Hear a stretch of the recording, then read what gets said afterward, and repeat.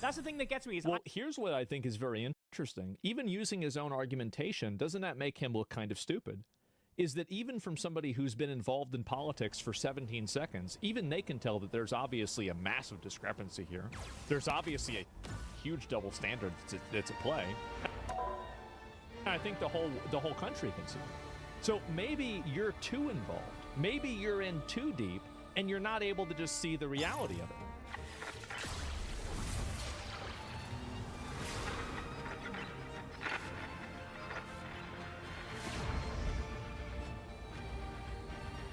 Some of your chatters calling you wrong.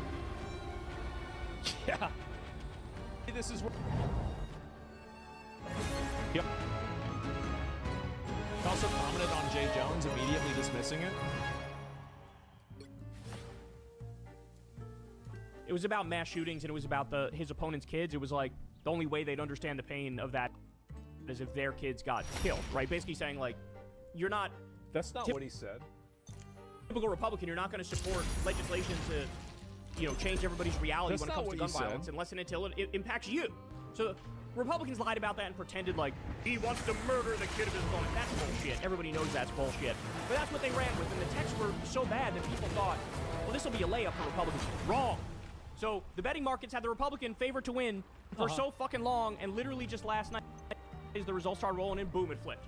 And then Jay Jones ended up winning. That really... Wow, I guess that sure proves me wrong. Wow. Yeah, that's totally not what I was talking about at all, right, guys? Yeah, we saw the text messages. I know he knows. He doesn't know what the fuck he's talking about. You allow other people to create the optic. By the way, just total aside about how I don't know what I'm talking about at all. Literally no examples, no reason for saying this, just that I'm stupid and I don't know what I'm talking about. I guess either my chatters learned it from him or he learned it from my chatters. Doesn't even address what I said. No, he doesn't even address it. For you, all you're doing is you're allowing your enemy to define how you lose. And basically, you can see how they had no problem voting for Jay Jones, right? This is a guy that like fantasized about killing, you know, his political opponent's children. He wasn't. Are you? That's a fucking lie. You're lying. You're lying. He's.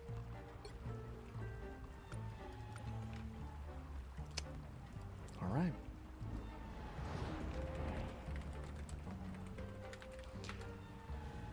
So, if you refer over here to the text messages. So these are the leaked text messages that Jay Jones had. If those guys die before me, I will go to their funerals and piss on their graves. Send them out awash in something. 3 people, 2 bullets. Gilbert, Hitler, and Pol Pot. Gilbert gets 2 bullets in the head. So not only is he talking, and this is also multiple, because they are those guys, this is plural, right? So he's talking about multiple people. And then I wasn't attacking you, I was trying to understand your logic. And I've told you this before. You were talking about how, so right here, you were talking about hoping that Jennifer Gilbert's children would die. No problem voting for Jay Jones, right? This is a guy that like fantasized about killing, you know, his political opponent's children. He wasn't. Are you? That's a fucking lie. You're. Do you know who disagrees with Kyle? Jay Jones. Jay Jones disagrees with you. He says, yes, I've told you this before.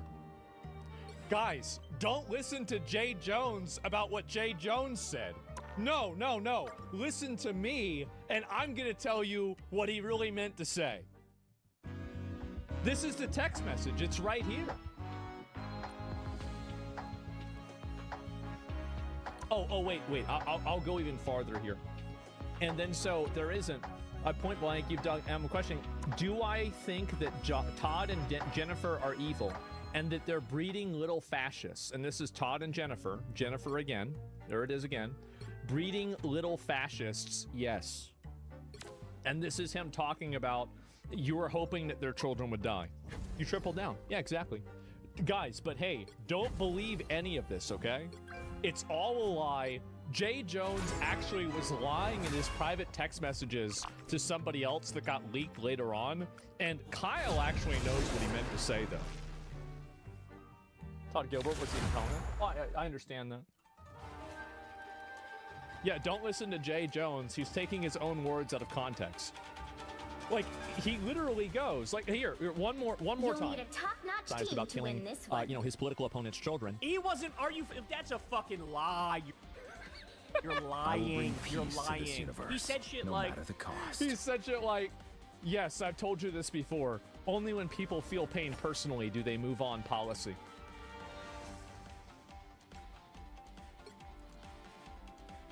As a response to, you were talking about hoping her children would die. You just look it up. Like, why would you even say this? This is the guy that's trying to make the argument from authority that he's the political person you should be listening to, and you couldn't even look up the text message. This universe a better place than it was before I 30 seconds before you attack. Get ready. 3 people are in an elevator. Hitler, Pol Pot, and my Republican opponent. What do you? And you only have 2 bullets. What do you do with the 2 bullets? And he says both go in his opponent. That's obviously a fucking joke. I have a dark side, or at least I did, until I expelled it, and it became its own being. Do you guys think that this is a person that was joking? 4, 3, 2, 1. I don't think that this is a joke. I don't think he was joking about this. Got it? Now, I think that this is the reality. I think that he probably wouldn't actually do that. He's just a weird mad leader. However, I don't think that he was saying this as a punchline. The cosmos heals. Stronger together. Would it be a joke if Trump said the same thing? No, it would be a constitutional crisis again. Of course, if Trump said this, he would be farming it so hard. Everybody knows it. The joke is, this is how fucking evil these Republicans are. That's the joke, right? By the way, never even talk about the things we did. Never even talk about it. Fucking, oh, he wants to kill. No, he fucking doesn't. And by the way, Breeding little fascists. everybody knows that. The right knows that. He's fucking edgy as fuck. Absolutely. Was it private and not meant to go public? Absolutely. Yeah. But he doesn't actually want to kill his opponent. And by the way, Well, I mean, so were the. Fall back, group up. I got ult, let her come. that's why he fucking won. Thank fucking God he did. Okay. All right. Finally, now we're having a conversation. So it's not that he didn't say it; it's that he did say it, and it was good. Okay, good. Now we're having a real conversation. All right. So it's not that you agree with me. So now it's a good thing. Yes, it's not happening, but if it is happening, it's good that it happened. That was fast. Because guess what? It's the exact opposite of what you're saying. Finally, Democrats have gotten it and woken up. Finally, they've realized that the solution is to kill the children of their opponents. Okay. Wow. How about that? All right. Well, crazy policy there. Born again! For us. Because Trump made this politics the rule of the day. He made it like this. Let's remember. Here's what Trump and MAGA, here's what they refer to Democrats as during the Trump era. The enemy within. Scum. Some terrible. Reading them out. Okay, so what I find to be funny about this is that, yes, Trump has used negative words about Democrats. But how many times was Trump called a Nazi? How many times was he called a racist? How many times was he called a Russian asset? How many times were his protesters, his supporters called that? Hillary Clinton called the people who supported Trump a basket of deplorables. Like, we could trade lists of bad names all day. Like, I mean, the fact is that both of them have been doing that. And they called Trump a Nazi, calling him a fascist, everything like that. Calling him a Nazi during 2016, that's crazy. Crazy thing to say. Vermin. Radical. I would say calling somebody vermin is not even remotely in the same category as calling somebody a Nazi. I don't even think they're remotely close. Demonic. Evil. Demonic. Yeah, it's not even remotely close. Oh, they don't call Trump evil. What are you talking about? Fascist. Marxist. Who called him a Nazi? Who called Trump a Nazi? Communist. Garbage. The enemy of the people. Treasonous. animal, degenerate, Jew hater. And then And what do people say about Trump supporters? It's worse. kind of leave when we go, okay, Yeah. bet. The new rules, fine, we'll play by those rules too. Oh no. No, this was happening ever since the very beginning. This has always been what's happened. And I think the reason why people like Kyle were upset is that the words that they have used for many, many years, things like Nazi, racist, etc., all these bullshit words, have effectively lost all their meaning. Like, nobody really cares whenever they hear these words anymore because you've used them so much that there's been a diminishing return on it that people hear the word and they just immediately stop paying attention. And the reason why is because you've overused it. You've used it for everything. And so I think the problem, really, why Kyle's upset about it, is that the optics game that Democrats, I think, and a lot of these liberal people had a monopoly over, especially in media, has now, I think, to some degree, been even. And you have, obviously, Republicans saying crazy shit about Democrats, and Democrats that have repeatedly said crazy shit about Republicans. But for the early 2010s, and I think also for the 2020s as well, there has been a tremendous amount of optics that have been refined and controlled primarily by Democrats. And it's Democrats labeling somebody as something, and then that person having to defend themselves from that label. This has been the primary operating mechanism that they have used to control discourse for a very long time. And now that it's not working anymore, people like Kyle are crying. And now they're saying, okay, now it's time to take the gloves off. You never had them on. You never had them on to begin with. This is always what's happening. How you whine and cry and bitch and moan? No, get the fuck out of here. Get the fuck out of here. Compare what Obama has called Republicans, or what Biden has called Republicans, to what Trump has called Democrats. It is fucking night and day. Those are the only three people that are involved, by the way. That's it. Those are the only three people. You get fucking, buttoned up, civility, decorum, professional presidents from Biden and Obama. Buckled up in civility with Biden. I think he was basically a walking corpse. I would agree with Obama. I think Obama was great in terms of like how he carried himself and how he acted as president. I think he was great. Yeah, I think he was way better than Trump and also way better than Biden. In terms of like being a national representative of the country, for sure. Yeah, true. The other side. But Trump? No. Haymakers left and right. Like I said, the Democratic This is after they tried to put him in jail and, like fucking they gave him a mugshot, charged him 34 times for the same exact crime.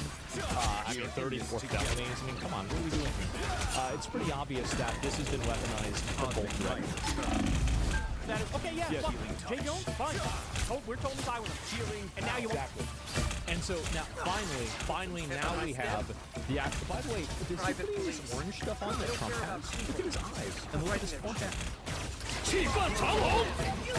What's going on? How does this happen? Yeah, I don't know.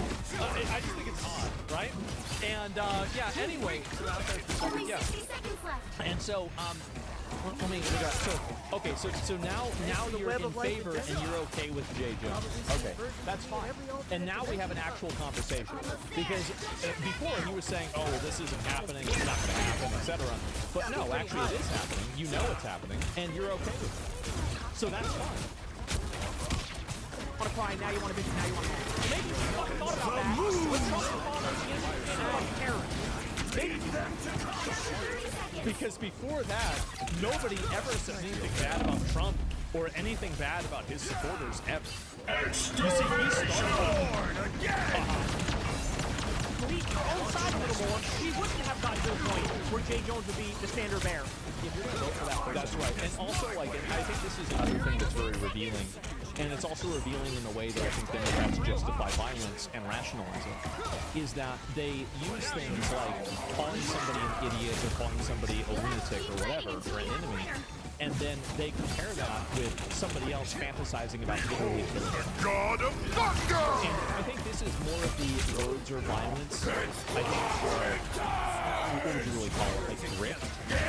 The manipulation, basically, that word, like, your words are violence, and my violence is freedom of speech. That's basically it.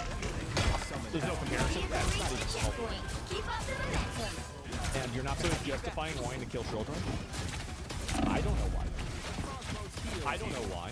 Well, he said it wasn't even what happened, even though Jay Jones said that's literally what he said. You just see the fucking text message. It's right there. Also, if you act like a terrorist, maybe you are a terrorist. Yeah, and exactly. And also, by the way, I'm gonna be honest. If you are the kind of person that's going out and you are burning down Teslas, you're destroying property, you are vandalizing things, you're victimizing people, you're blocking roads, and you're destroying things, you are the enemy within. You absolutely are. This is something that is objective. It's not about a Democrat or a Republican. You are the enemy within. You are a lunatic. You are crazy. And you need to be put in jail. And that's why we have laws against these things. To withdraw their nomination from them. Well then, I don't want to hear from you about how bad it is that somebody said something bad in the group chat. Yeah, it's just absolutely fucking incredible. It's amazing how he can flip the reality on his head Well, you gotta at least get the reality right. so smoothly, you know, and not even fucking think twice about it. Not even think twice about it.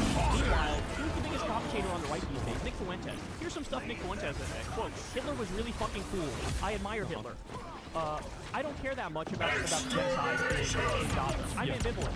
He postures like he's pro-Palestine. That's what he's actually said about it. He said, women shouldn't have the right to vote. Boys and girls should get married.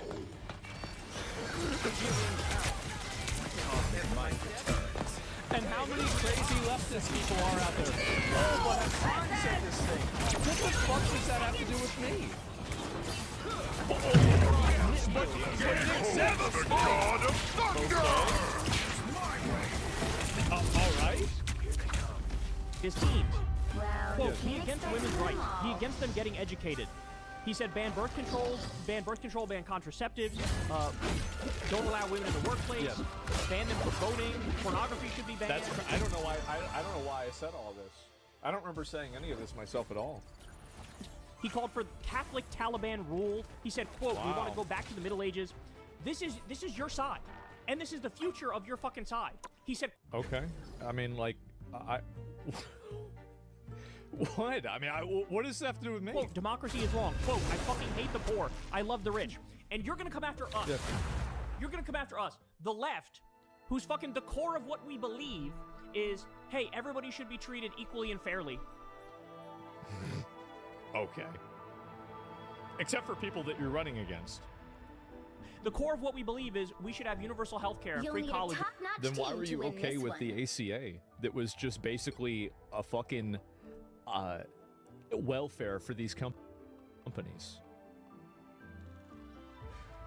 And a living wage, and we should end the wars, and we should let people join unions. But we should have paid time off by law, paid vacation time, paid maternity leave. This is, I think, the problem is that with a lot of these things, I actually agree with him on. Now, we might disagree with like how to get there, but like I also want a lot of these things too. But I think that these fixation around identity politics and these fringe extreme topics like Jay Jones wanting to kill people just are noise, and they get in the way of having a conversation about it. Before you attack. It does, because I think that in a lot of these cases, like fundamentally, I think most Americans want the same thing, right? To a degree, right? Not that they all want universal health care, but I think that people generally want to be taken care of. They want to. Kalinsky says a lot of extreme things himself, by the way, like Hassan and Fuentes. Oh, I'm sure he has. And then, yeah, I remember Kathy Griffin. That's a good point. Once Kathy Griffin posted a picture holding Trump's head, it was published everywhere, and he's talking if Democrats are saints. Yeah, Democrats and Republicans do bad things. It's very obvious that that's what happened. And all of that happened, by the way, in 2016, not recently. So yeah, I mean, I don't know what this is. Is this how politicians talk before 2016? Yeah. And so what Nick Fuentes said, like, I don't have to defend that. I didn't say that. Why the fuck are they, like, why even bring that up? There's nothing to do with it. And where the fuck is the problem? Yeah. I can't. I like it. You can't because engaging with the reality of what's being said is so obviously against you that you don't want to admit it.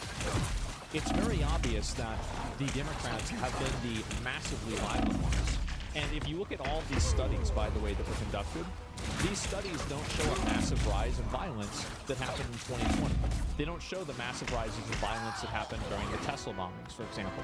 And the reason why is because all of these studies are biased.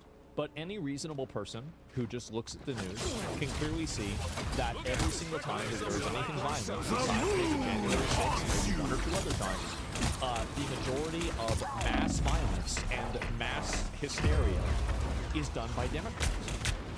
It is. It's done by leftist people. Whether it is the Tesla attacks, BLM, or these ICE protests. These are all left-wing things that are happening across the entire country. And they are justified, rationalized, and considered okay by so many liberals. And that's a huge problem. Antifa, yeah, it's another one. Or the assassination. Yeah. already. You see, it's not violence because it's justice. Yeah. Mind you, we're talking about current events. Yes, exactly. I'm sure that you can come up with bad things that right-wing people have done in the past too. Of course you can. But I think overwhelmingly in the past 5 years, or especially since Trump became the president, really, which is the frame of reference that we're really using here, overwhelmingly, it's been biblical. Overwhelmingly left. It's not even close. The college protests too? Yeah, exactly. I am ready to put on a show. Don't mess with the Amazing Spider-Man!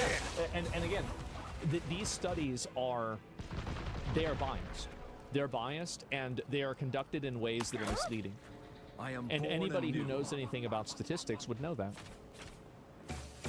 Okay, I don't even know why he stopped. Why did, Yeah. and also, wasn't he like I'm South African. We can saying see some of the most Democrats violent. genocidal shit anybody's ever heard about Palestine not that long ago? Yes, and that's the difference. See, the difference between me and I think a lot of people like Kyle is that if I say something that I think is wrong, I will say, I think that was wrong, I shouldn't have said it.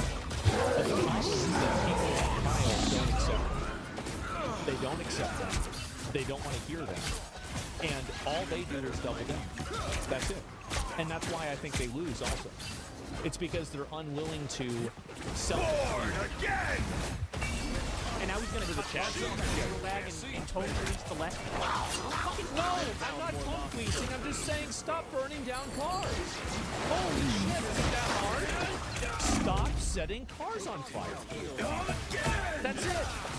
Stop throwing bricks at police officers. You guys can, you can have whatever you want to saying some crazy shit. Yeah, some of it might be a bit over the line. But just stop throwing bricks. Stop being violent. That's it. I feel like it's such a low bar. Don't hate yourself, you bitch.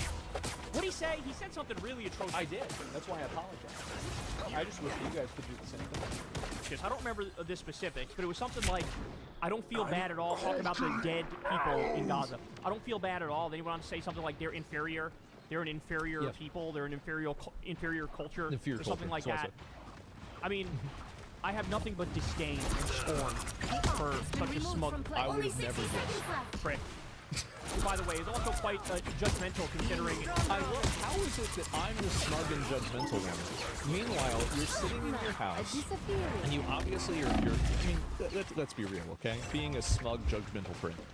You're sitting in your house, you record these videos behind all of the books that maybe you've read, maybe you haven't read, doesn't really matter. You're very obviously trying to portray yourself and present yourself as this intellectual person and create a degree of authority. And that's why you're wearing a suit. That's why you've got all the books behind you. That's why you've got the spray tan on. Like, everything that you're doing here is a Mess with the Amazing Spider-Man! And that's totally fine for you to do that. There's nothing wrong with that. But I don't want to hear that I'm the one that's smug while I'm sitting here in a white t-shirt in my mom's attic from some guy who's sitting in his living room wearing a suit with a bunch of books behind him so he can appear to look like he's authoritative. I don't want to hear that. If anybody's smug, it's You can't expect to win them all. okay, and this is not even a personal thing. It's just an objective fact. I mean, what are we talking about? What is this? He's not wearing shorts? I don't know. Maybe he's wearing a full pantsuit. Maybe he's wearing underwear underneath. I don't want to know. I don't know. He's got cockroaches and fucking rats and shit in the background. No. As opposed to you. Like, you know what I could do? This is what I could do. So I could actually get a bunch of books and then put them behind me, and I could wear a suit too. I could do that. Would you like that? Would that make you take me more seriously? Would that make you listen more? And he's notorious for like never showering and stuff like that. I do shower sometimes, just not every day or every week. I can't with this stuff. So Yeah. Apparently, according to Asmongold, That's right. it's not the people who have literally built concentration camps and sent people. A concentration camp. You're evoking the Nazis and the Holocaust in order to discuss detaining people that are in our country illegally. You know the Holocaust killed, it was like 15 million people or 20 million people? It's just such a massive, like, collectively, right? You talk about like the 6 or 7 million Jewish people that were killed all the time, right? But collectively, he killed, was it 11? I thought it was like 15 or something like that. But it was over 10 million, right? It was over 10 million people were killed. And I don't want to argue about the 6, 7. Okay, guys, all right, let's stop with that. So my point is, though, that you're eliciting Nazi concentration camps to discuss people that are being, basically held in an area. Also, by the way, what about every other country? Does every other country have concentration camps? Because many countries do this. Of course, they're going to detain you and capture you whenever you're not supposed to be in the country. What a crazy thing to say. It's a concentration camp. Who says this? It's not the people. Yeah, you're weaponizing Nazis and the Holocaust in order to justify illegal immigrants? Illegal aliens in the country? What a stupid thing to say. People who have literally built concentration camps and sent people there. Literally. By the way, a lot of those camps were built by Obama. Like those kids, the whole kids in cages. Guess who built those? It's Obama. His boy. With no due process. They're not the problem. Which, by the way, Obama was right in doing that. Good call. W. Obama. I didn't hear what he said. People there with no due process. They're not the problem. The problem is how uncivil the Democrats are. Well, uncivil. Yes, I would consider burning down cars and violently throwing bricks at police officers as being uncivil. I would say this is a little bit ungentlemanly. You don't need to do that. They get due process? I mean, again, whether they do or don't, I mean, I don't even really... If somebody's in the country illegally, I think that process has already just been done. Okay, there is the due process. You're illegal? Okay, now you're gone. Due process is done. And also, by the way, if that's not the case, why the fuck not? Why the fuck not? Like, what are we doing here? No due process? Why the hell Democrats don't sue them then? Yeah, I guess so. Uncivil Democrats are radicalizing the Republicans. It's not the other way around. It's not that it's the Republicans radicalizing the Democrats, finally, to fucking wake up and take this fascist threat seriously. No, here we go. Kyle doesn't care about fascism. Kyle wants to be the one in control of the fascism. That's why he said, oh, it's a good thing that now we voted for Jay Jones. You're not against killing your political opponents. You just don't want to be killed. You have no problem voting for the guy that is talking about killing your political opponents, but you're also against fascism. No. These people don't hate the police, they want to be the police. These people don't hate fascism, they want to be the fascists. You're mad that the shoe's on the other foot. You're not mad about the shoe.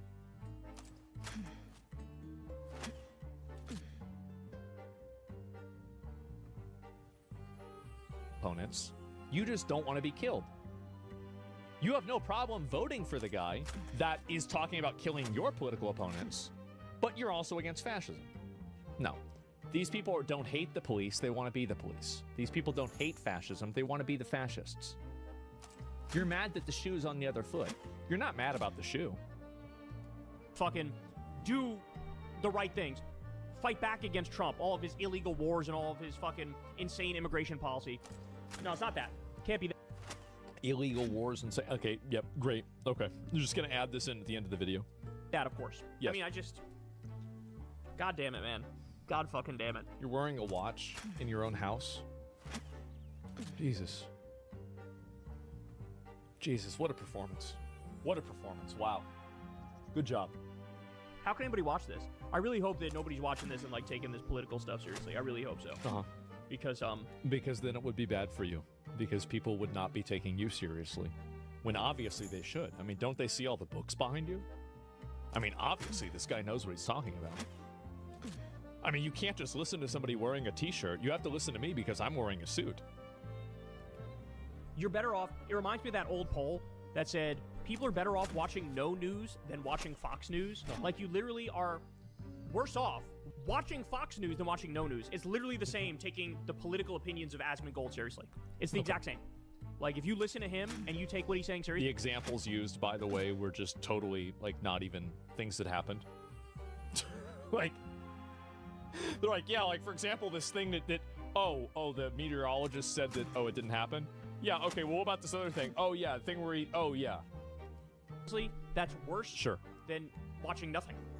Than just, like, being totally ignorant. Like, you're better off being totally Yeah, ignorant. the old phrase, if you watch the news, you're misinformed. If you don't watch the news, you're uninformed. Yeah, it's very common.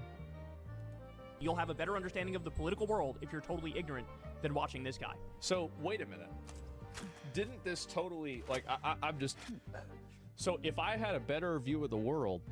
So, didn't he call me totally ignorant? But then you said totally ignorant people are going to have a better view of the world. So, which one is it? Very interesting, isn't it? Jesus Christ. Wow. All right, there you have it, guys. There you have This it. kills All right, an you guys know argument, I yeah. love you. Thank you, as always, for watching. Uh-huh. You guys can subscribe to the channel, support the show on Patreon. Why are you moving like this? Holy shit. He's drinking too many energy drinks.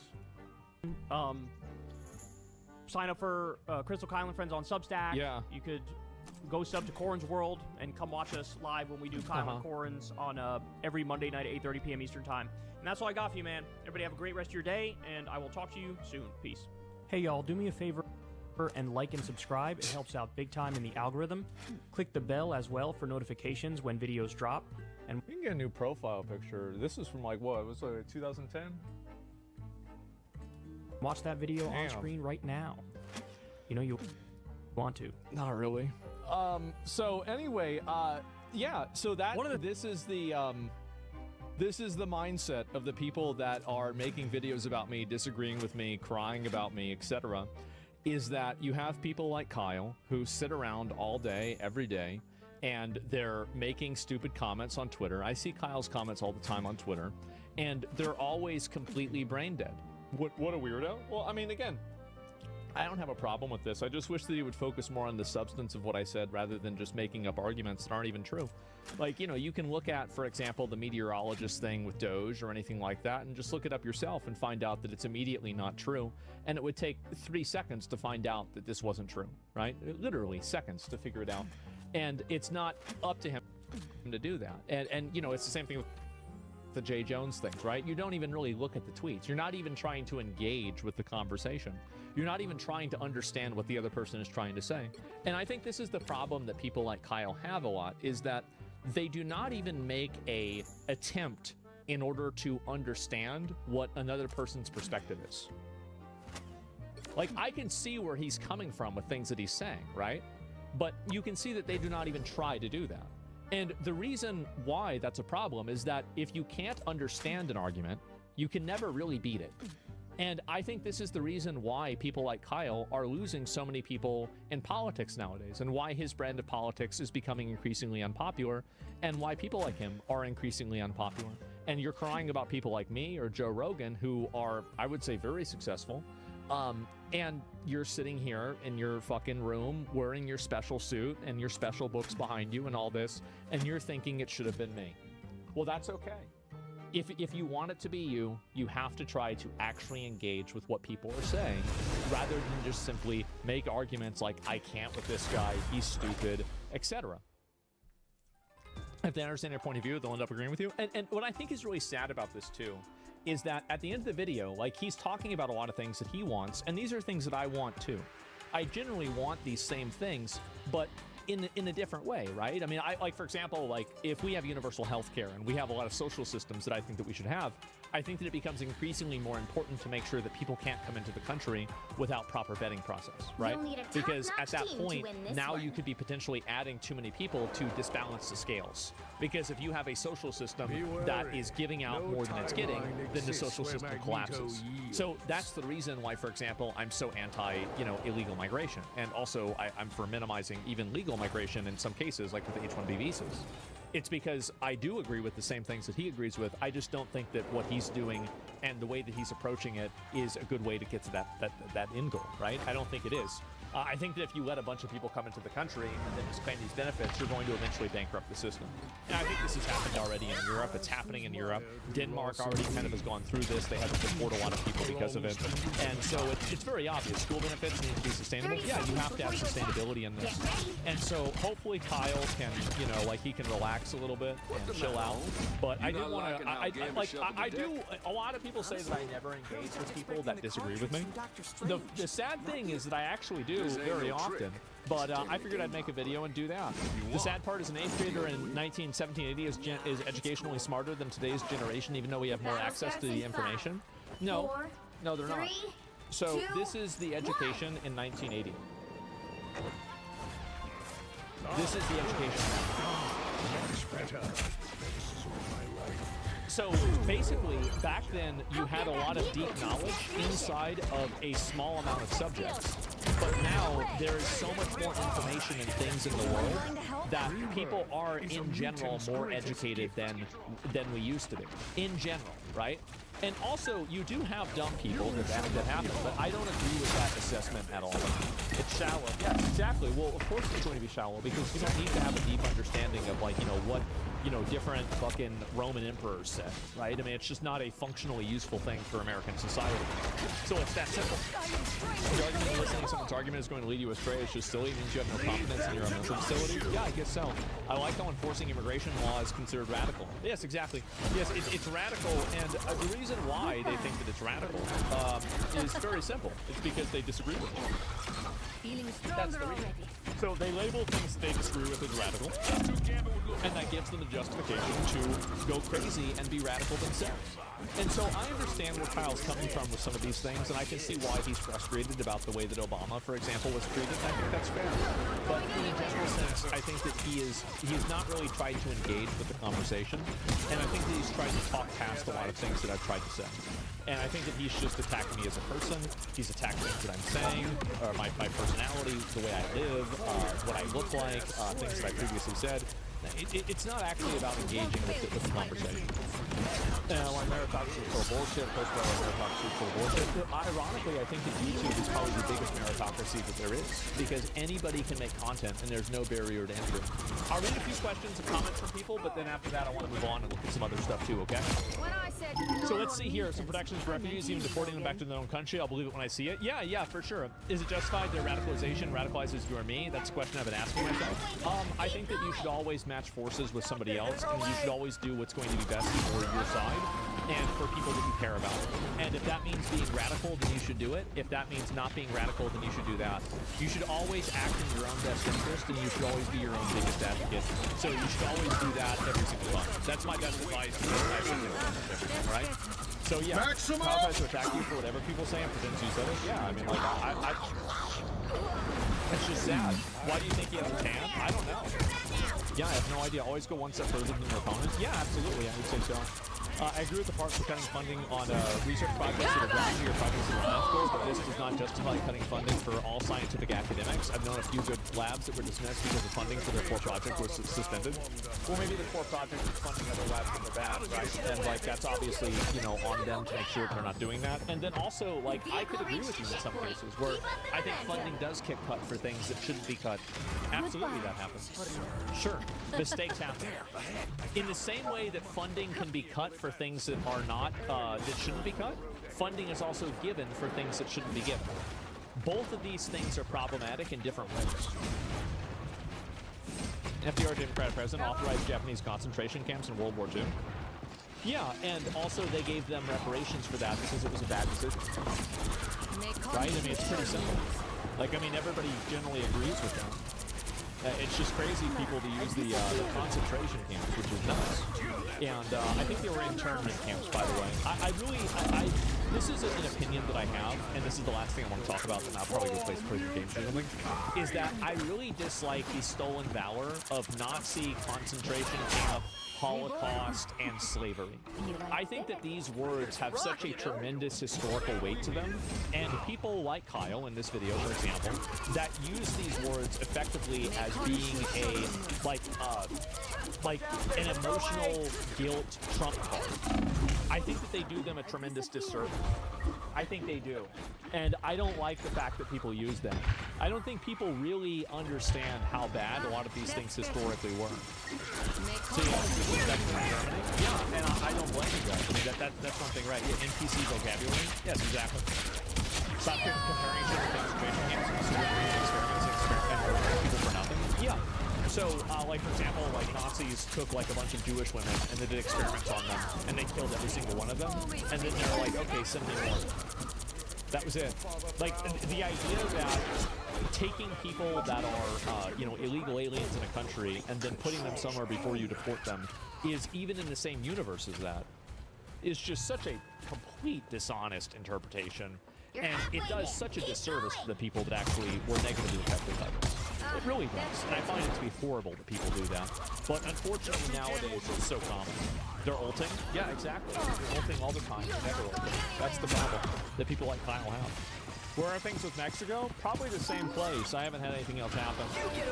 I'm Polish. They killed 16% of my population, and people use the word Nazi for the most random shit on the internet. It's fucking annoying. Yeah, Poland got fucked, right? 1939. That was a bad time for you guys. I agree. Yeah, and so there's a lot of people. It's very true that obviously people in Europe have suffered tremendously because of the Nazis. I mean, Americans obviously did to an extent, but it's nothing like the Europeans did, right? I mean, they were killed. Like the majority of the people that were killed in World War II were probably Europeans, as far as I'm concerned. Maximum! Right. Mexico, fucking cartels. Yeah, no doubt.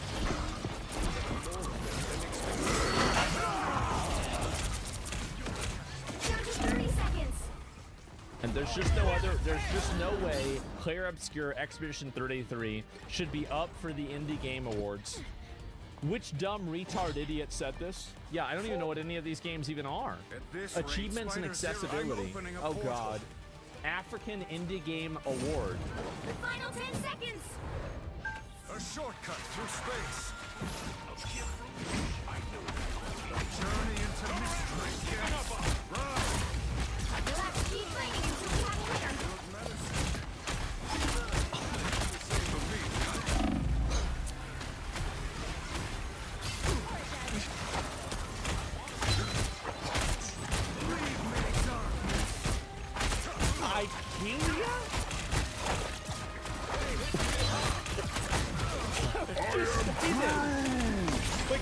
I don't. Is this like a road death?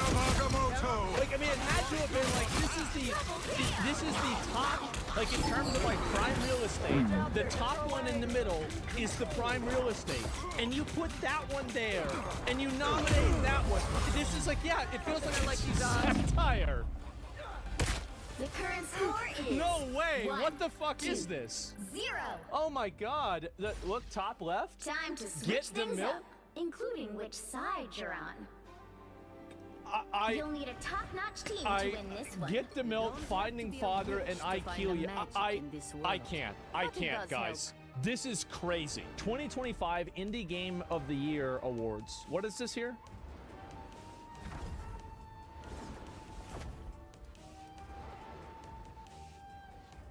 What?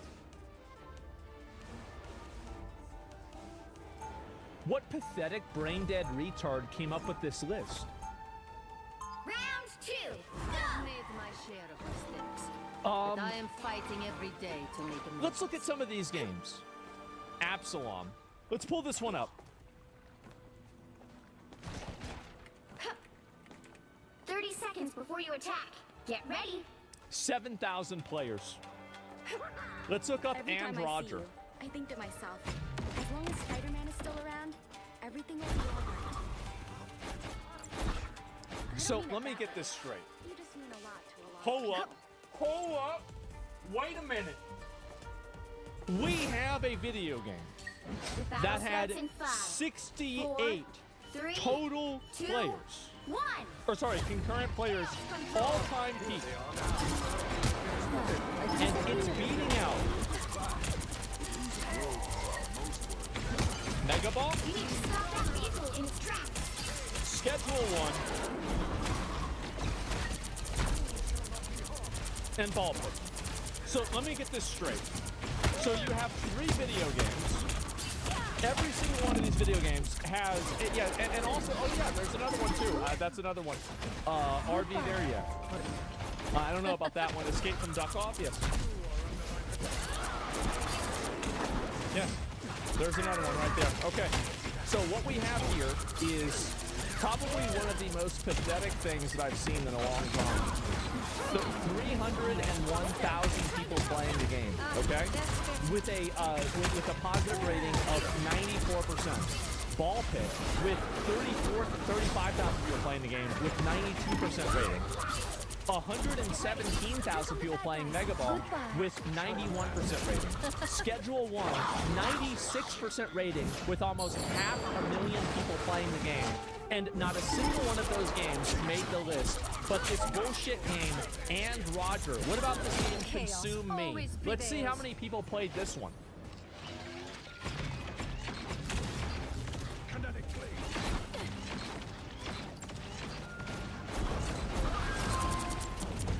$145.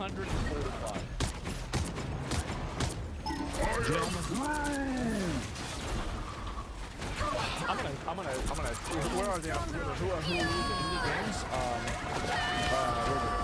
Where is it? Who did this? Who did this? I'm Indie Game Awards. Where is it? Yesterday, Excellent Indie Game Awards. Okay, where's your Twitter? Where's your Twitter? You on Twitter? You have Blue Sky. You have Blue Sky. You on Twitter? You on Twitter? You have Blue Sky.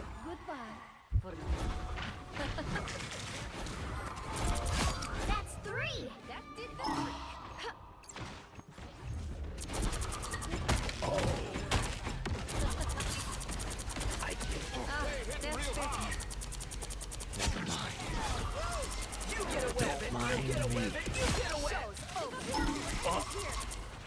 There it is, guys.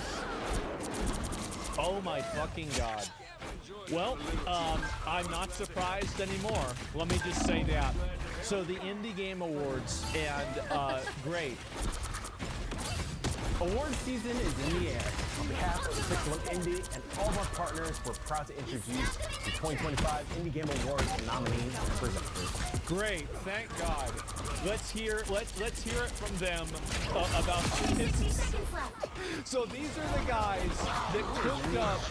So you guys are the ones that are cooking this up, doing this. Maybe you didn't do the list, but you're at least up here talking about it. You guys thought that Mega Ball shouldn't be on the list for Game of the Year. You guys thought Ball Pit shouldn't be on the list for Game of the Year. But you have a couple of video games. Guys. Magic is not to be owned, but to be felt. I really have to, we have to do something about these people. We gotta do something about it. A shortcut through space. We gotta let them know at least. I mean, like, there's no way. Like, I'm not. Look. Yeah. I mean, they're big boys. They're big boys. But the problem is not in their girth, but it is in their taste. My time to shine. That is the real problem here. That's the issue here. Okay. These are your people. Yes. Yeah, oh good. Let's get to soy millennials. 2 overweight soy millennial men to go and gas up the Indie Game Awards. And you've got a bunch of nominations here of games that nobody even played.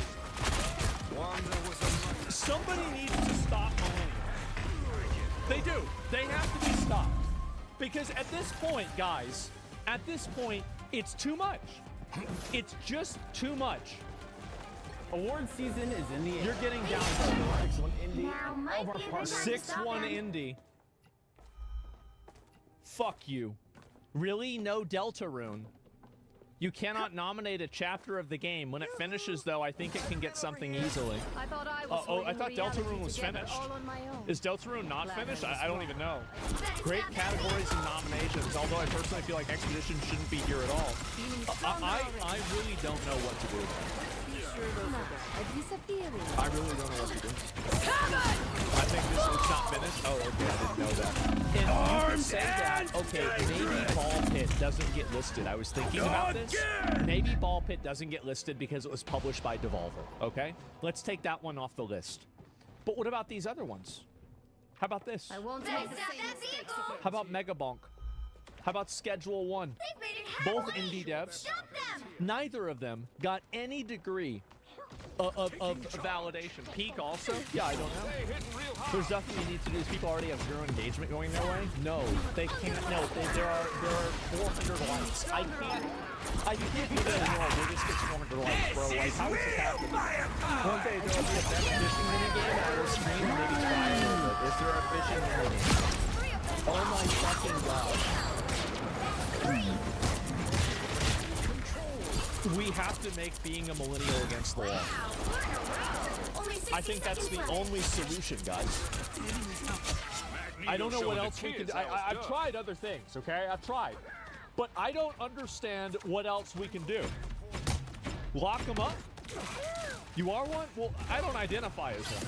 That's the difference, right? I mean, these people are all about self-identification. I don't identify as a millennial, okay? Even though I'm 35, like I'm 1990. Okay, I was born 1990. I am a millennial, but I'm not like them, okay? I'm not like these other guys. I'm not like this. This is wrong. This is bad. I am so fucking upset, and these retards are sitting here making these award shows for other retards. And it's making me mad. I'm one of the good ones. That's right, I am. And I see this, and it pisses me the fuck off, man. Make a blue sky and roast them? I'll just get banned. Why would I even waste my time? Imagine when millennials get political power.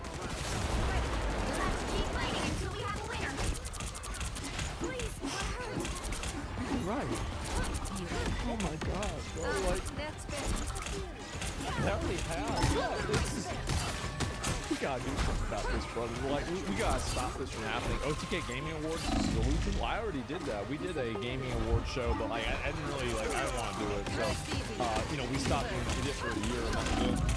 If I'm gonna do anything, I'm gonna be real. It's gonna be like me and Rich and S-Fan, right? That's it. Like, I'm not trying to do a big production. I'm not trying to do a huge show. I'm just trying to do something real simple without any bullshit. So yeah, that's gonna be it. And yeah, Tectone too. Yeah, sure. Tectone wants to come. I'd be down for that. Absolutely. So yeah, Ball Pit is nominated for gameplay design. But like, wait, if Ball Pit is nominated for gameplay design, wait, what? What? Wait, what? What do you mean by gameplay design? What do you mean by this? Gameplay design?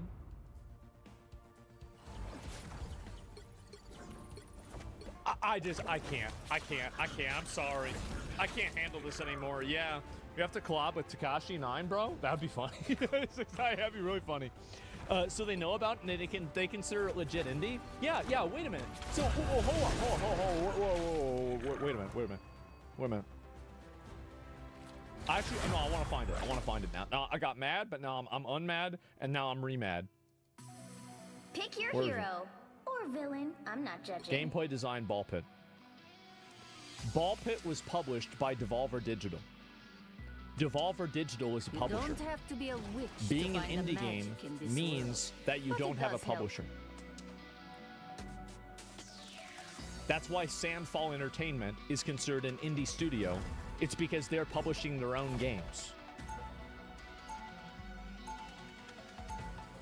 So we have right now elite professional retards. Look at all these games Devolver has published. Look at all this. Look at all this. Pages. And they put this one on the indie list. Get ready. We fight today not just for our mutant brothers and sisters, but for all sentient life. Charles would be proud. This is pathetic. You've come so far. Expedition 33 is published by Kepler. Yeah, I don't know really if is that a big one. Stanfall is the studio. Okay, so what does indie game even mean to them? 4, 3. Do they even explain what indie game means? All you need to do is capture the mission No. area. Got it? Host. Okay, there we go. Great. Yeah, that's just what I wanted to see. Judges. Okay, great. So we're gonna have women-led games, Latin America Games Showcase, wholesome games. Let's see here. Black voices in gaming. Do we have any more of these here? Any other of these identity groups that are trying to pretend like they like video games? What else do we have? I think that might be all of them, which is good. Hidden block games, nerder. What the fuck? I don't know.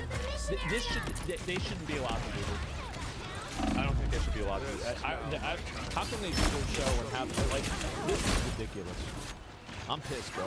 Blue hair games? Yeah, all woke shit, bro. All annoying, cringe, like millennial slop woke trash. It's pathetic. Absolutely fucking pathetic. I can't see this anymore.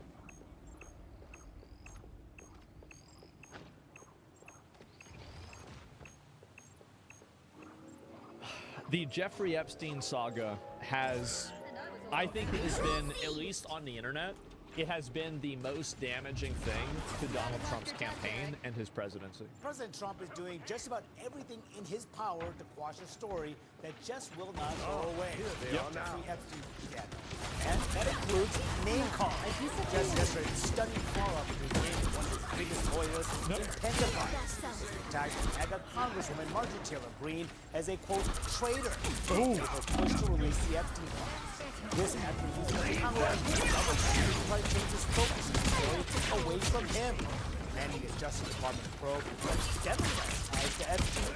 Secretary General Mary Bondi quickly said she would do, despite the wasn't pursuing. With a tough dismay. Yeah, it's like, oh, there's evidence, there's no evidence, there's files, here's some files, there is no files, here are some of the files, we don't have anything, here's something. Like, where is, like, is there any consistency with this at all? It's crazy. The biggest Republican party of the entire second term. Such an unforced error. Massive unforced Trump mentioned by name. Yeah, he's mentioned, but that doesn't mean that he did anything wrong. Obviously, weekend, he does not want to discuss any of it. Uh-oh. They can stand to talk about it because it gets away from how well we have the greatest economy. Fate isn't sealed we have yet. the largest investment ever made in our country's history. We have all of these great things happen. When you talk about the Epstein hoax, what happens is you're not talking about how well we've done. This is a hoax put out by the Democrats. I don't have to be center and a couple stage. of Republicans have gone along with it because they're weak and Chaos effective. control. The Democrat hoax to get away from the Afghanis. If it's a hoax, then release it. Show everybody that it's bullshit. Like, I don't even understand the logic here. Yeah, then just release it.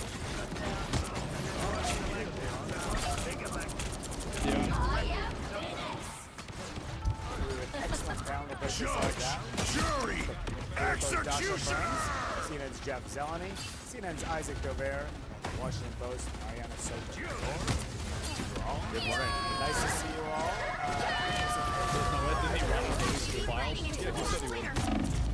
Is an unflinching Trump, someone who wore a MAGA hat to the State of the Union on the House floor. Yeah, and now she was Trump is putting out messages like this over the last several days, calling her a ranting lunatic, saying she's gone far left. She's a disgrace to our Republican Party. Jesus She's Christ. betrayed the entire Republican Party. She turned left. It's a big crash out. And then calling her a traitor just yesterday. Okay, first of all, wow. I was not expecting that. I've made my What is he share trying to of do here? mistakes. Is it just to But send I a am message to the fighting rest of the every party day they to will not make take even an amends. ounce of dissension here? Well, I think the Well, big... this is always what Trump has done. He's always gone nuclear on people that have disagreed with him about anything. And I think it's actually one of his big 30 seconds weaknesses. before you attack. Because if you can't Get ready. tolerate dissent in a way that's reasonable, you end up making it inevitable. Even the Sorcerer And I think that's what's Supreme happened. cannot win Concern this here battle is alone. Marjorie Taylor Greene could be creating a permission structure for other Republicans, I other will gladly MAGA fight by your Republicans side. to Don't have to be start a to witch. disagree with the president, to buck him on some of these critical issues. I mean, back together look, if Epstein it were within opened the Battle door, starts in right? And 5, it's still one of the biggest 3, concerns for the 2, White House in terms Yep. of how these votes are going to go All in you the need House to and do then in is the capture Senate. the mission But area. Got Epstein, it? followed by some dissension on the president's foreign policy. Now, most recently, the suggestion of a 50-year mortgage. Even Fox Who News. the fuck wants a Right there. 50-year mortgage? Like, nobody wanted it. Nobody asked for this. Newsmax influencers on the right are against that policy. We are seeing fractures among the base that is not something that the White House is actually Well, it's because he didn't deliver on the shit that he said he was going to do. That's the problem. People voted for him to do something. He's not doing the thing. Like, it's so simple. It's not like this is some complex, oh, how could something like this happen? It's so obvious how it happened because he said he was going to do something. He's not doing the thing. There it is. What Trump always does here, which is anytime there's someone criticizes him, Liz Cheney, Yes. any other, go back down the line, Bob Corker, for many, many years. Is it difficult because it is, I mean, I think the actions of the president are similar. The moon haunts you! Sort of rising in her prominence, going on the View in recent weeks, and I don't think that rising in prominence is going on the View. I think this is CNN's permission structure in trying to create a false consensus by people that are capitulating to their mass media bullshit apparatus that is propped up by these massive corporations that are completely biased. No, she's not growing in real notoriety or anything just because she went on a TV show. This is what they do. Like, this is what mainstream media does. They try to manufacture consensus by having a degree of, like, kind of, they create an ecosystem that allows them to manufacture consensus about different issues. And I think this is a good example of them doing that. really going after Steve Johnson, and then really not backing down at all on the I hate it. Yeah, it's exhausting. matter and other things. Just that was struck by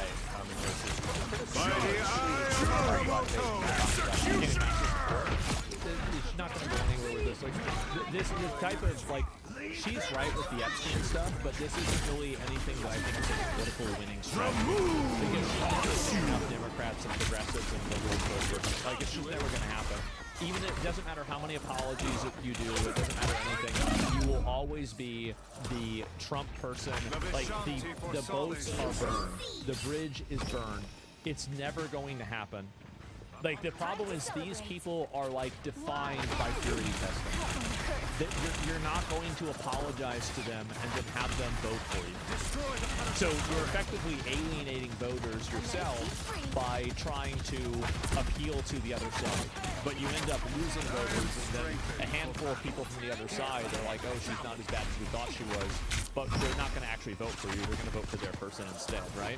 So, it's kind of what I always said about how whenever you play the optics game with people like this is a game that is rigged for you to lose. You are designed to lose in the game of optics because they want you to lose in the game of optics. It's deceptive.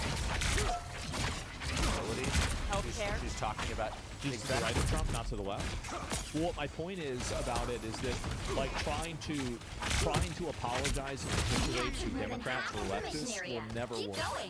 It will never work, and it will only make people more frustrated with you, and it will not increase the amount of people that are voting for you. It will decrease it. Fundamentally, like, that's the bottom line. It will decrease the amount of people that are voting for you.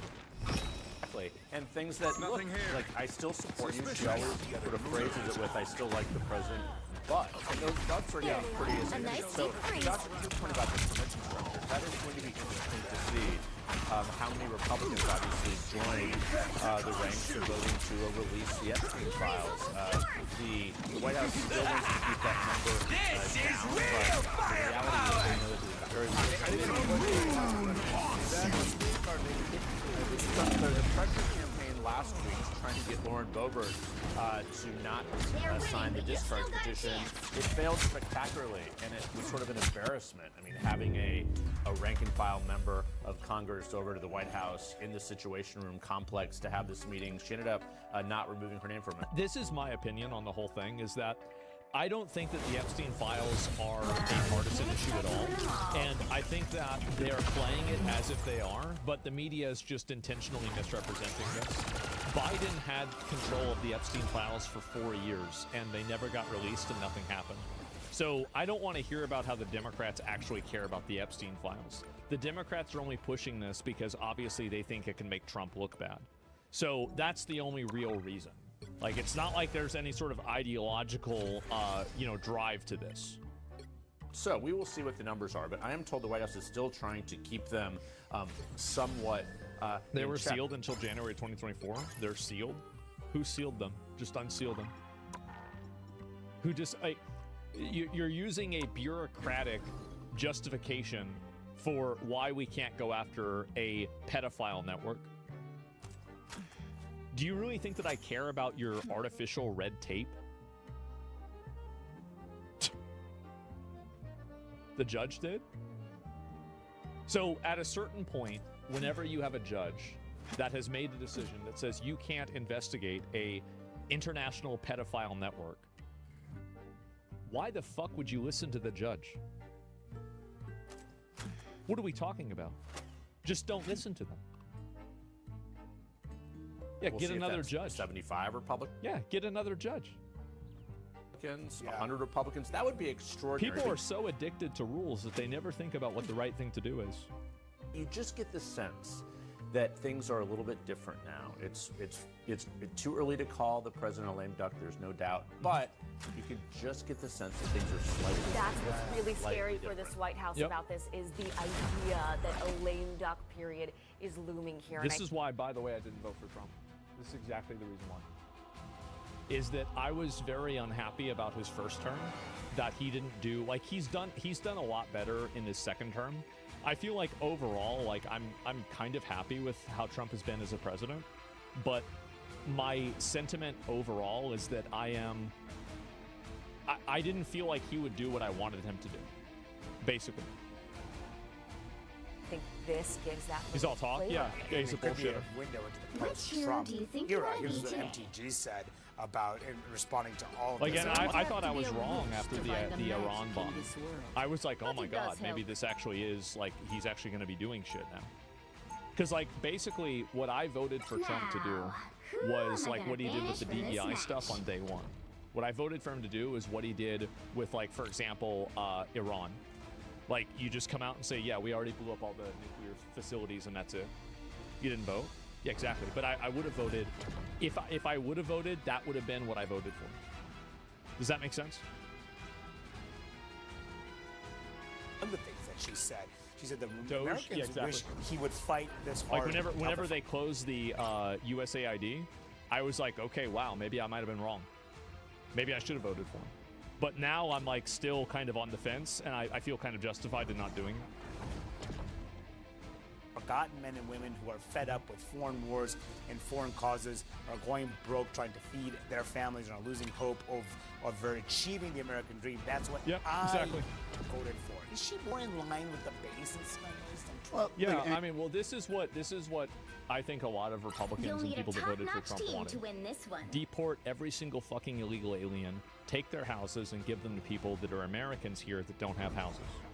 Deport the net negative, like resident fucking, people that are non-citizens. Just deport them. Like, get rid of them. Like, if these people are not a net positive to the country and they're living here and we're paying for it and it's costing us money, then send them back. Yeah, get them the fuck out of here. Like, it's so obvious. But why didn't you vote? Because I didn't feel like he earned my vote by the way that he performed in his first term. But it Pretty does simple. help. Now, if you put a gun to my head and you said, would you have voted for Kamala or Trump, I would have easily voted for Trump a million times over. But I don't think that you should vote for people based off of the lesser of two evils, because if you do that, you get stuck with increasingly worse evils. I will be there to balance it. That's my opinion. I think the problem that she's hitting at here is that Donald Trump has not been able to answer the question why. Why is he fighting so hard? And also, like, I don't have, like, there's no, I don't. 4, 3, 2, 1.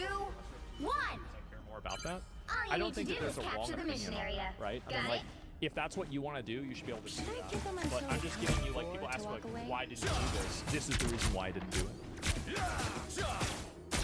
Files could be released. He's not explained that.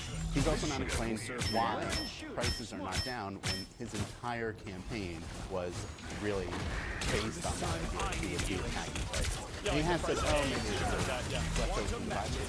But we are 10 months into the Trump presidency, and prices, it's not like they've stayed higher, they've gotten higher.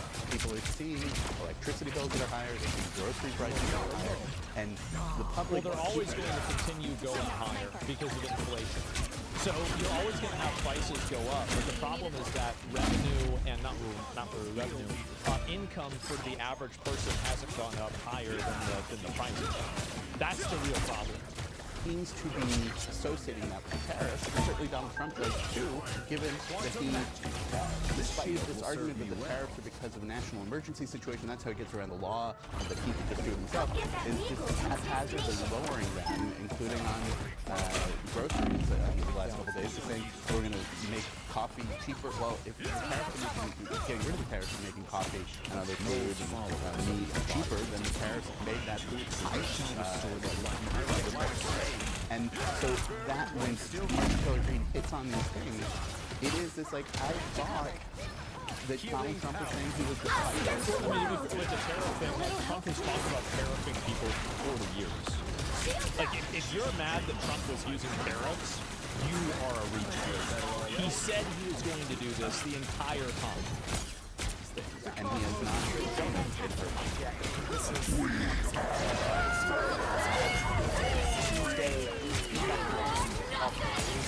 Just despawn BlackRock from the living world? No, I think, and that's another thing, right? Is that why are houses being used as, like, why are residential housing units being used as speculative assets and basically rental properties in mass by large corporations and private equity? Because, like, can't you just make a law against that and stop people from doing that? You can just stop that from happening. Really, you just stop the free market? Well, the problem with the free market is that a free market is one of the most controlled things that you can have, because a free market is defined by the people that have the most capital. That's the reason why. Please. And also, by the way, it's fundamentally not a free market because of how many regulations there are on housing. There's like a residential district, like housing regulations. There's a million fucking regulations to housing. I don't want to hear about free market inside of housing. Despite the cosmic push by the White House Bill Murray's effort for months now, it's finally coming to a head on the House floor. But when we first look at the polling, where the public stands at large about the issue of the Epstein files, overall, just 19% of the public approve of Trump's handling of this. Which is 10% of independents. That's the Republican number. Is pretty interesting. I don't care about the approval rate. The disapproval rate. Most people hate this. That's crazy. We are in this together. Most people hate it. Wow. Say 44%. That's really bad. I mean, that is unusual because typically Trump will 90% Yeah, sure. But also speaks to why a significant Republicans to break ranks here. What are you hearing from your reporting? Whether they could reach that critical threshold? You can't stop it. They'll just keep opening multiple LLCs with a new max limit opponent you can own. I don't know how you can control the number of managers. Or if you do that, you just arrest them. Just arrest them for fraud and manipulation. Yeah, just do that. You really think that you can't stop somebody from doing something? Do you think that you could stop it? If you could you stop it from happening? You have spirit crit frameworks of all. I don't know. I wish I could. This is real firepower! You find out somebody's setting up a bunch of these LLCs. Who does that? Simple problem solved. And you've got to keep this in mind. Like, neither of us really know every in and out to this. Do you really think that the lawyers and the government politicians that do this as a job couldn't figure out how to do this? Really? They could never figure this out. It's crazy. 290 veto majority in the House. What is it like for them? I think it is possible. And the reason why is because the Epstein issue remains the singular issue that we have seen Republicans publicly put on the president. Publicly. Well, yeah, it's the only thing that's completely indefensible. Absolutely. Attack him necessarily.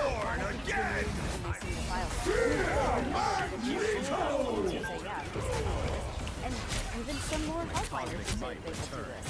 However, I think Mark also pointed out that Trump is using her as an example. If you start to speak out against him, it is possible that he's going to come after you the way that he is now. I don't even think that he's thinking about it that much. I think Trump just, anybody that attacks him, Trump will automatically attack that person back no matter what. That's just what happens every single time. So she even herself is saying... Is it not obvious that it's because that he's in the files of the incriminating evidence? No, I don't think it's obvious, because if that was so obvious, Biden would have released him for 4 years. No, I don't think so. I don't think it's that simple. Maybe I'm ready to try and bring this up onto the floor to make sure it's a majority. It's still putting Republicans on the record, even if it doesn't happen. You still vote against the president, though, without sort of doing what Marjorie Taylor Greene has done. She's sort of gone out there, but that's why the roll call is going to be interesting, particularly for Republicans like Ashley Hinson, for example, from Iowa, who's running for Senate. This is becoming an issue in the 2026 campaign. So I think it'll be interesting to see how many Republicans support this. It's a completely indefensible, like the Epstein issue is kind of like, it's like the trans issue for Democrats. There is, like, if you explain the issue and you say, this is the reason why we think that biological men should compete in women's sports, a reasonable average person will think that you're insane. And I think the exact same thing is true with the Epstein files.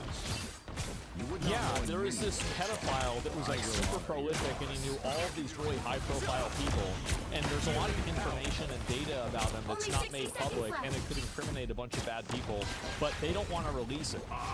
If you tell that to an average person, every single one of those people are going to say, oh yeah, because they're biased, and there's probably people that are in it. That's it. Like, really, it's logical. It's a completely, and it's such an obvious logical conclusion that they're going to come to. It says, yeah, and the guy killed himself while he was being completely had surveillance all the time, right? There's a logical problem with no trans women in sports. Yes. And what my point is that this is like a 90-10, 80-20 issue. And you saw the polling, and very clearly this is true. The majority of people are against the way that Trump is handling the Epstein files. Not that the majority, there's an amount of people that are for it. There's only 19% of people that are for it. There's an undecided factor too. But there's also the majority of people overall are against the way he's handled it. And it's one of these issues that basically it's kind of like a good comparison to this for like Republicans was with like smoking weed. So for a very long time, like smoking weed and medical marijuana was a pretty big talking point for Republicans. And Republicans are generally against it because it's like a drug, right? And as soon as they moved away from that bullshit, or from gay marriage was another one too, where like the overwhelming majority of the population supported gay marriage. The overwhelming majority of the population supported medical marijuana. At a certain point, whenever you're a political party, you have to represent the will of the people. And it's very obvious that the will of the people is that these files are released and that people find out who's in them. Regardless of political affiliation, regardless of income or stature or position or anything, people want to know who's in the files. So that's the big, I think that in 2026, if they have the midterm elections, this will actually really damage the midterm elections. It will, because it is an indefensible position that there is no logical reason why you can't just release them. And it's the exact same thing with the trans thing. This is the Republican version of that. You have to stop them from securing the mission area. without ever sort of really talking about it publicly. And the that's why president can't attack everyone. Hillary Clinton even spoke against gay marriage in the 2000s. Obama said in his 2008 presidential campaign that marriage is between a man and a woman. Absolutely. But then the sentiment changed, and so did they. That's what politicians are supposed to do. They have to represent the people. I'm just dying. Done marching today. But that's why the Democrats forced it to not be a voiceover. Yeah, roll call. They want it. For sure. There is one thing that Republican lawmakers are more scared of than President Trump, and that's President Trump's base. And right now, Trump and his base are not on the same page about this issue and a number of others, and that is going to I think it's primarily this issue, but yeah. have an impact on how they She talked about visas and other issues that are going to come. That's what populists do. A politician should represent an idea. Okay, sure. Why don't you be a politician that represents an idea that 57% of people disagree with? See how far that's going to get you. Go ahead. Yeah, go ahead and represent an idea that everybody doesn't like. Go, do that. Yeah, go and do that for sure. And let me go back. I'll link you guys the video. But yeah, that's generally the way that I see it. I think that this will be a wedge issue that will demotivate and demoralize Republicans. And I think especially true online. But it is like kind of the trans thing, right? Where it's such a logical thing, and big surprise, people are not supporting it, right? It's that simple. We shall not escape our wrath now. Follow the enemy. You're ready for This transcendent product that Apple made was oversaw by Steve Jobs to be one of the ever more expensive offerings as part of their big short-term contractors. This is real firepower! You think about it. My good deed for the day. Every single one of us has equivalent to what an iPhone 1 was in our pocket probably right now. Except for 3 or 4 of you guys who are probably drug dealers who are using a flip phone. That is great. Why did it feel like so few proper businesses were fighting to get their games from players at PAX? Speaking with Rick and other developers, I think deprofessionalization isn't just a catchy phrase to describe the demand side of economics. Steve Jobs would have 100% fired this guy. Yep, this guy would have been fired by... Bro, Steve would have had this dude out on his ass. He would have had his shit in a box. Industry hiring. It's a frustrating reality that may undervalue games from big and small teams alike. Rigney offered some extra nuance on his deprofessionalization theory in an email exchange we had before PAX. Right. He predicted that marketing roles at studios would be the first on the chopping block. Good. The people that run marketing campaigns at most publishing studios and development studios are retarded. They are. They're stupid. I feel like myself. And I'll tell you, like, so whenever I do sponsorship, they'll tell me what to do, and I'll be like, okay, and then I just don't do it. I just do it my way, and my way's always better. That's it. Are by roles that seem to be replaceable to management, even if they're not. I genuinely cannot believe that this article exists. The writer walked through the ways exciting, inspiring games made by 3 or fewer and comes away frustrated. Why? Because there weren't enough proper businesses represented? You just admitted that these indie teams are doing great work, but then you're upset because they're not expensive enough because the teams are so small? And then you go on to quote developers saying that publishers are demanding. You're mad, bro. Like, and the thing is that the reason why he's upset is he knows what this means for everything else in the industry. Bigger budgets to take their pitches seriously. And somehow, that isn't the problem. You don't see the connection. The developers at PAX didn't create these systems. The publishers did. This entire bloated mess is a natural result of an industry obsessed with overspending, risk aversion. These indie devs are simply surviving despite it. But of course now we arrive at the hard article, that scary word, deprofessionalization, and suddenly the tone shifts. The accomplishments of these studios gets brushed aside. Their success becomes a problem, not a triumph. Because, oh no, they shipped a game that people actually like without a marketing team, or a Ludo narrative synergy specialist, or a lead... Do you guys know what that is? No, and they don't either. Just a it's a retard, worthless position that's no value. Yep. Just a worthless position. Experiential curator. No. This is real firepower! Streamers, I think, are actually things that are most capitalistic and the most free market fair. Because every single person chooses to watch somebody or not watch somebody. So if you fail as a live streamer or you fail as a content creator, you have failed because you went into the free market and you lost. That's it. That's on you. They hit a checkpoint. Now might be a good time to stop them. Guys, I've said this before, and I'm going to keep saying it. One of the biggest issues in AAA development is bloated teams, bloated budgets, bloated management structures where nobody knows what the person next to them actually even does. You end up with departments that are built to manage other departments, pipelines that are so tangled that you can't even see the final product, and a burn rate that is so high it is a miracle that anything gets shipped at all. And then they warn us, brace yourself, marketing might be the first roll on the chopping block. Brace yourself, guys. Video games are become more expensive. Yeah. Sure. Good. Most marketing departments in this industry are completely useless. It has never been easier to get your game in front of players if your game is actually good. You can't fake that kind of traction anymore. You can spend millions of dollars plastering Avowed on trains and buses, put an ad in Times Square, but it won't matter if the game doesn't deliver. Meanwhile, Expedition 33 has people screaming about the soundtrack, the story, the characters, the combat, because the game itself is worth talking about. You don't need a 30-person marketing team if your game hits. You need a game that deserves to. You need a good game. That's all you need. You need a good game. And if you want a good marketing push, you can get that. And I think marketing pushes do help certain games. But you can't polish a turd.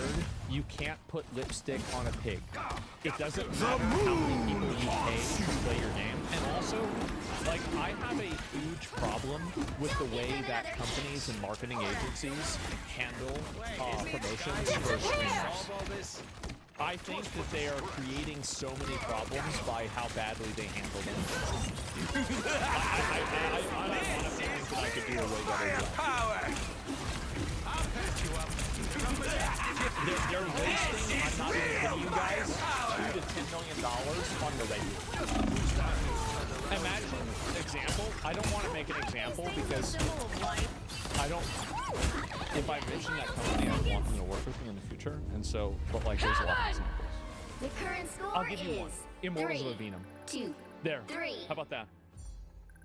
Right now, that's what's going on, and it's not deprofessionalization, it's rebalancing. This industry has been top-heavy for too long, and Whoever is finally was in charge of that marketing campaign should never be in charge of anything ever again. To shift towards the people who actually build the damn thing.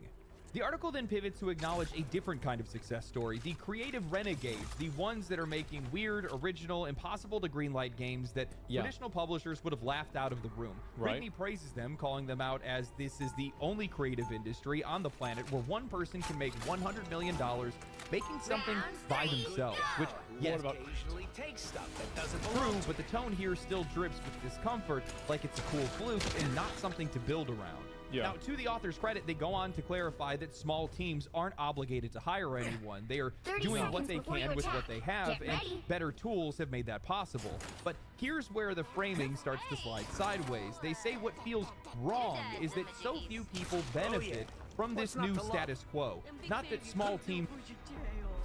Don't make it weird. Let me get this straight. The millions of gamers that now don't have to pay $80 for video games don't count, but it's the 400 HR useless garbage jobs that add no value. They're the ones that we need to care about. So the customer just isn't even considered. You're ready for action. Well, there's no wonder. They're succeeding, but that too many people aren't a part of it. They then go back to Rigney and bring up a new example. Aaron Rutledge, former lead designer of League of Legends, Black Ops 4, and Apex Legends, now running a consultant firm called Area Denial, basically a hired gun. The writer admits that his career sounds romantic, but then calls this model a structure that celebrates the few over the many, one that elevates roles like design and programming while leaving out non-essential positions. What is this? How do you go from saying You just self-reported. You self-reported it. You said it yourself. Non-essential. You'll have to keep fighting until we Then why are you there? You need to stop that vehicle in its tracks. This is the only creative industry on the planet where one person can make $100 million by themselves, to immediately following that with what feels wrong about this is how so few people seem to benefit from the status quo. You can hear yourself. This is the benefit.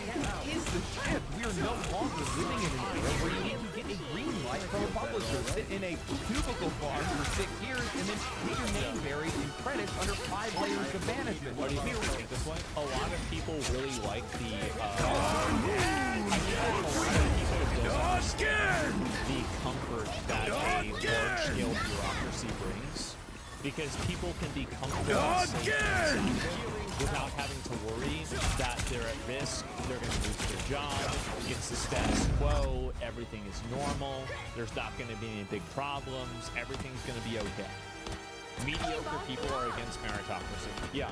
If you want to find out who the real losers are, figure out who doesn't want to work on commission.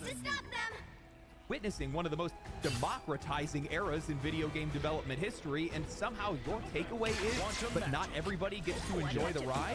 Of course they don't, but that's always been the case, but now the door is actually open. Look at Wrath of Exile and Grinding Gear Games, a tiny studio in New Zealand that grew to a 200-person powerhouse working on 2 full-scale games. F33, built by ex-Ubisoft developers and composers that we found on SoundCloud, and Jennifer Svedberg-Jen, a former private equity investor who just wrote what might be this year's Game of the Year. The indie boom is not excluding people, it is including people that AAA would have never hired in the first place. That's what scares them. Is because they built up an entire network and an entire apparatus that protects them and isolates them and makes them the sole beneficiaries of this industry. And now that the industry is becoming more democratized, now that it's becoming more open, those traditional avenues are becoming antiquated and vestigial. And now you see these companies that operated like the Titanic. Well, now they can't afford to move away from the icebergs anymore. And they hit them over and over, like with Concord and Marathon, and all these other games that are going to come out and have the same problems. Old system kept the gates locked. This new era is tearing them down. What you're seeing isn't exclusion, it's a healing process, a long overdue correction of decades of bloat, overreach, and creative stagnation. I'm going to get some people that are going to disagree with me on this, and that's fine. I do not believe in supporting these bloated structures, systems, and bureaucracy more than anything else, all in the name of job preservation. I think that it is a pathetic narrative. If you can't earn your keep, The battle starts in then 5, they don't need 4, to pay you. 3, 2, Nobody owes 1. you a job. All you need to That's do is not how capture the the world mission area. works. Got it? That's it. It just, that doesn't work. Like, I mean, it's nobody thinks that. The only people that think that are people that want to get money for free for doing nothing. And also, by the way, the only people that are disagreeing with me are disagreeing with me because they're not in the position to have to lose money. That is driven by people that resist progress. And in a lot of cases, because they don't want to adapt, they want to make it everybody else. This is something that has happened since the dawn of industry and trade. Anytime there are changes in the market, anytime new technologies are introduced, old jobs go out, new jobs come in, some jobs get displaced, and in some cases, like the video game industry, well, the industry gets decentralized. That's why we see a private equity investor starting to write for video games. Namor's beasts have been well, how do you think somebody starts writing for video games? Do you think they have to go to school for 4 years and read Mario scripts and then finally they understand how to write for video games? They have to read every Shakespearean novel and then get a degree in a university and now they're qualified to write for video games? Who the fuck decided this? Nobody decided this. It's ridiculous. It's totally made up. 3, 2, 5.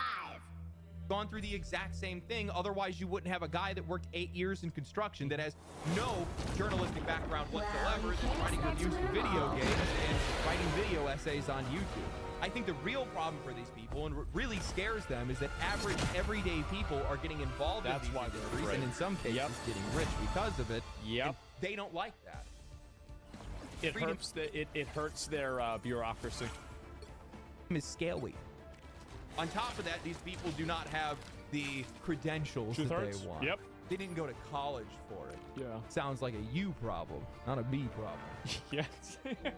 Oh, well, but they don't even have $40,000 of